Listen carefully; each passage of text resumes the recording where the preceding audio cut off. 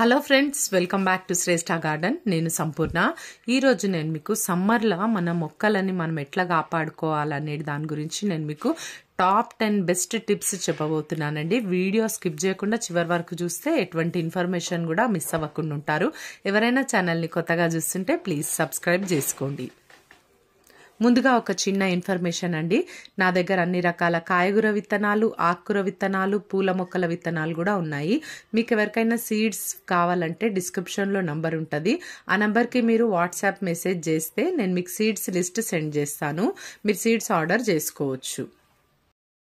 First tip watering అండి. చాలా important watering అనేది. సమ్మర్లో మనము ఏదో ఒక టైంకి చేసినాంలే అన్నట్టుగా కాకుండా కంపల్సరీగా మార్నింగ్ అండ్ ఈవినింగ్ 2 సార్లు మనం వాటరింగ్ చేయాలి. అది కూడా ఒక టైం పెట్టుకొని ఆ టైం ప్రకారం చేస్తే ఆ మొక్కలు కూడా మరి సేద తీర్చుకుంటాయి కదా. మనం ఎట్లయితే ఇంట్లోనే ఉంటాం కానీ ఆ వేడికి తట్టుకోలేక ఎన్ని వాటర్ తాగుతూ ఉంటాం కదా. మరి మొక్కలకు కూడా టైంకి ఇస్తే అవి కూడా హ్యాపీగా అరే టైంకి నాకు వాటర్ వస్తుంది అని చెప్పి అవి కూడా హ్యాపీగా ఫీల్ అవుతాయండి. మరి అందుకని మనం ఏం చేయాలంటే ఒక టైం పెట్టుకోవాలి.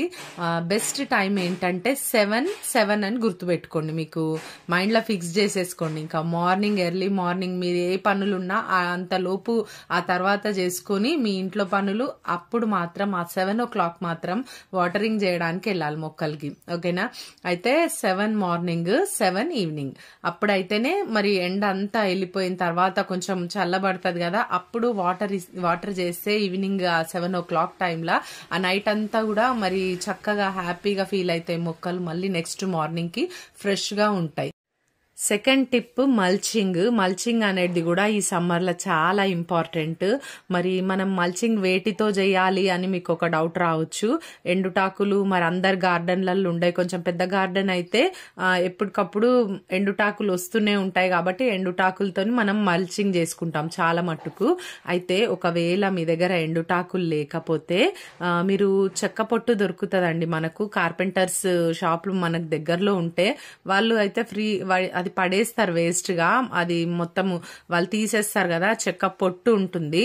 ఆ పొట్టును కలెక్ట్ చేసుకొచ్చుకొని కూడా మనము మల్చింగ్ లాగా వేసుకోవచ్చు. ఒకవేళ మీకు ఆ చెక్క పొట్టు కూడా మాకు దొరకదు అని అంటే కనుక ఈ కార్డ్బోర్డ్ బాక్స్లు ఉంటాయి కదా, మనం ఏదో ఒకటి ఆర్డర్ పెట్టుకుంటూనే ఉంటాం. ఆ కార్టూన్ బాక్స్ ఉంటాయి కదా, ఆ బాక్సులు మీరు పీసెస్ కింద కట్ చేసేసి చిన్న చిన్న పీసెస్ లాగా ఆ పీసెస్ ని మనం ఆ మొక్క చుట్టూ ఆ కుండీలా ఆ మొక్క చుట్టూ వేసేసినాం అనుకోండి, అప్పుడు మల్చింగ్ అవుతుంది.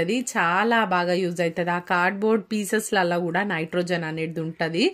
మరి చెక్క పొట్టులో కూడా నైట్రోజన్ వస్తుంది. మనం ఎండుటాకులు వేయడం వల్ల కూడా మొక్కకి మరి అవి డీకంపోజ్ అవుతూ ఉన్నప్పుడు మొక్కకి నైట్రోజన్ వస్తుంది. అలాగే ఆ వేర్లు తొందరగా ఎండిపోకుండా, ఎండ తాకిడికి మరి వేర్లు త్వరగా ఎండిపోకుండా మట్టిలో తేమ నిల్వ ఉండడానికి అవకాశం అవుతుంది. మరి ఇవన్నీ మాకు తెలిసినాయే కదా అనేసి మీరు సింపుల్ గా తీసుకోవద్దు. కొంచెం కొన్ని టిప్స్ మీరు పాటించాలి.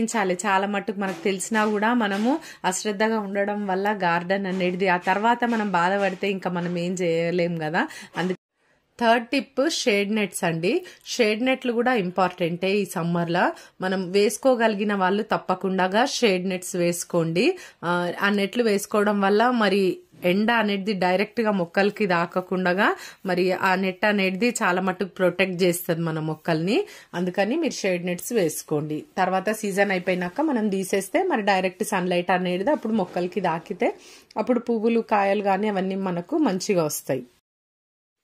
ఫోర్త్ టిప్ షాడో అండి. షాడో అంటే ఇప్పుడు మనం ఏంటంటే మన దగ్గర మొక్కలు గార్డెన్లో పెద్దవి చిన్నవి ఉంటుంటాయి.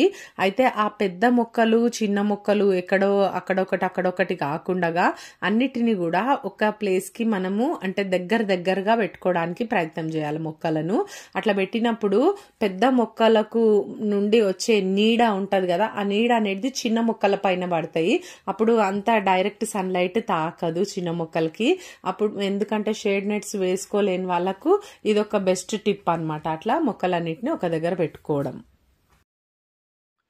ఫిఫ్త్ టిప్ ప్రూనింగ్ అనేది చాలా ఇంపార్టెంట్. ఏ సీజన్లో అయినా కూడా మనము అయిపోయిన పువ్వులు కానీ ఇంకా ముదురు ఆకులు ఉంటాయి కదా, అలాంటివి మనము మొక్క పైననే అట్లనే వదిలేయకుండా ఎప్పటికప్పుడు వాటిని తీసేసుకుంటూ, మరి ఎప్పుడైనా మనం ఇప్పుడు ఒక దగ్గర కాపు అయిపోయిన తర్వాత అక్కడ నుండి కొంచెం ఇట్లా మనం ఆ కొమ్మలు అనేటి ట్రిమ్ చేసుకుంటే అప్పుడు మనకు అక్కడ నుండి కొత్తగా మళ్ళీ చిగుర్లు కొమ్మలు కొత్తగా వచ్చేసి మళ్ళీ మొగ్గలు, పువ్వుల మొక్కలు అయితే పువ్వులు, లేకపోతే కాయగూర మొక్కలు అయితే కాయలు రావడానికి అవకాశం ఉంటుందండి.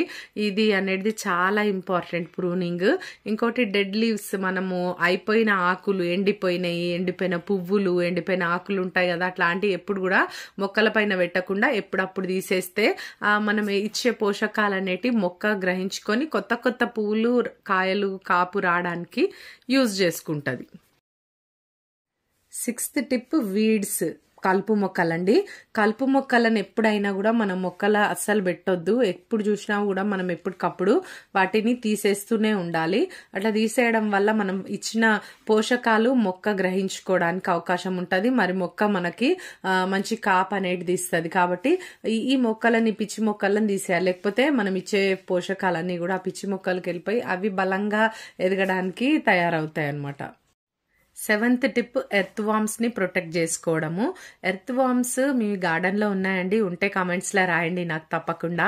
మా గార్డెన్ లో అయితే చాలా ఎర్త్ వామ్స్ ఉంటాయి. మరి అవి సైనికుల్లాగా పనిచేస్తాయి మన గార్డెన్ లో కదండి, మీకు తెలిసిందే కదా అందరికి. మరి ఆ ఎర్త్ వామ్స్ ఉండడం వల్లనే మట్టి అంతా కూడా గుల్లగా ఉంటది, ఎయిర్ అనేది లోపల రూట్స్ కి బాగా తగులుతుంది, అట్లా మట్టి అంతా సారవంతంగా ఉంటది. మన ఈ ఎర్త్ వామ్స్ ఉండడం వల్ల గుల్లగా తయారై మనం ఇచ్చే ఫర్టిలైజర్ అనేది వేర్ల వరకు, అడుగు భాగం వరకు వెళ్ళి మొక్క బాగా గ్రహించుకొని మొక్కలు స్ట్రాంగ్ గా పెరుగుతాయి. ఎర్త్ వామ్స్ మన మొక్కలలో, ఆ పాట్స్ లలో ఉండడం వల్ల. అందుకని వాటిని ప్రొటెక్ట్ చేసుకోవాలి. ఎట్లా అంటే మనము మల్చింగ్ వేస్తున్నాం కదా, ఫస్ట్ స్టెప్ లో మనం సెకండ్ స్టెప్ లో చెప్పుకున్నాం మల్చింగ్ అనేది.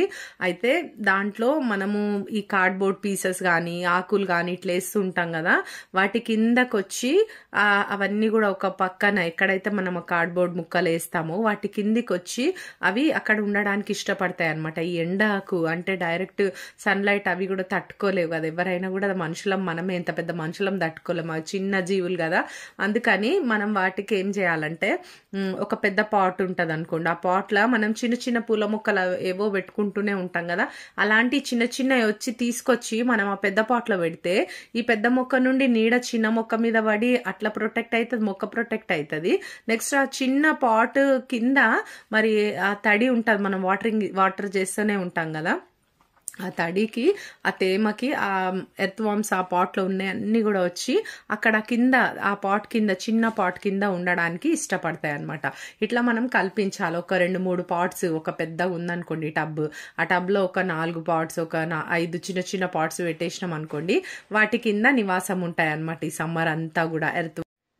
8th టిప్ ఏంటంటే, సీజన్లో ఏవైతే వస్తాయో, అంటే ఇటు కాయగూర మొక్కలు కానీ, లేదా ఆకుకూర మొక్కలు కానీ, పూల మొక్కలు కానీ ఏవి వస్తాయో అవి మాత్రమే మీరు పెట్టుకోవడానికి ట్రై చేయండి. ఎందుకంటే ఇప్పుడు మనకు సీజన్లో ఈ సమ్మర్ అంతట్లో మనకు టమాటా అంత మంచిగా రావు. అయితే మనం ఇప్పుడు టమాటా మొక్కలు పెట్టుకుంటే అవి మంచిగా రాకపోతే వాటి కోసం పడ్డ శ్రమ అంతా వృధా అయిపోతుంది కదా. అట్లా అని మనం కొన్ని గమనించుకొని ఏ సీజన్లో ఏవి వస్తాయి, సమ్మర్లో ఏవి మన కూరగాయలు ఏమి అవైలబుల్ ఉన్నాయో బయట మార్కెట్లో మనకు తెలిసిపోతుంది కదా, అవి వస్తున్నాయి అంటే మనకు కూడా గార్డెన్లో అవి పండుతాయి అన్నట్టుగా అర్థం అనమాట. ఇప్పటి నుండే మనం పెట్టుకుంటే మీకు సమ్మర్ ఎక్కువ అయ్యే వరకాలు మీకు మంచి కాపు వస్తుంది అప్పటి వరకు. అయితే అలాంటి మనము ఎంచుకోవాలన్నమాట. కూరగాయల మొక్కలు కానీ, ఫ్లవర్ మొక్కలు కూడా మనము చలికాలంలో వచ్చే పూలను తీసుకొచ్చుకొని ఇప్పుడు పెట్టుకొని మనకు సమ్మర్ అంతా పూయాలంటే అస్సలు పూయవండి. మరి సమ్మర్లో పూసేవి కొన్ని ఉంటాయి, అవి మాత్రమే మనం పెట్టుకుంటే మరి చక్కగా వాటిని మనము ఈ సమ్మర్లో కూడా ఎంజాయ్ చేయొచ్చు. మరి అవి కూడా చాలా బాగా, మల్లె పూలు అయితే ఫుల్గా పూస్తాయి ఈ సీజన్లో, మందారాలు, గులాబీలు చాలా బాగా పూస్తాయండి. ఇట్లా మీరు పూసేవి పెట్టుకోండి. 9th tip fertilisers. ఫర్టిలైజర్స్ ప్రతి 15 రోజులకు ఒకసారి వర్మి కంపోస్ట్తో పాటు మనము ఇంకా వేరే కూడా కలిపి ఇవ్వవలసినవి ఉన్నాయి కదా, అవన్నీ కూడా వీడియోస్ మన ఛానల్లో చాలా ఉన్నాయండి. అవన్నీ మీరు చెక్ చేయండి ఒకసారి.